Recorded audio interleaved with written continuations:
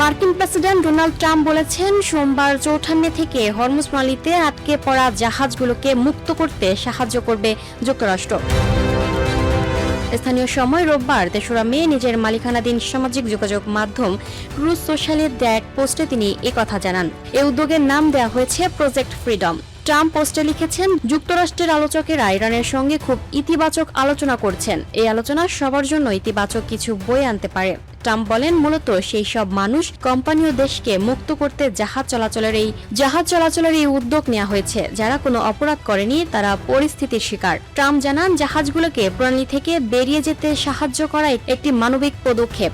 এটি যুক্তরাষ্ট্র ও মধ্যপ্রাচ্যের দেশগুলোর পাশাপাশি বিশেষ করে ইরানের পক্ষ থেকেও একটি সদয় আচরণ, কারণ অনেক জাহাজে খাদ্য সংকট দেখা দিচ্ছে। এই কাজে কেউ বাধা দিলে তাকে কঠোরভাবে মোকাবেলা করা হবে।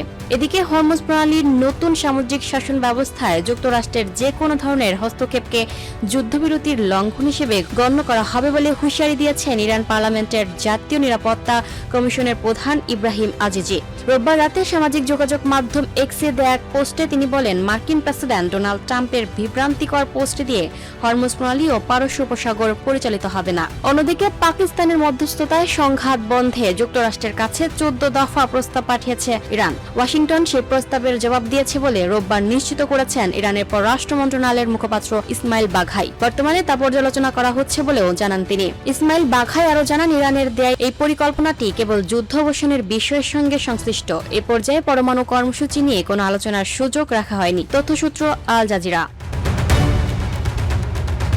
Lucky Akhter, up to date news, Dhaka.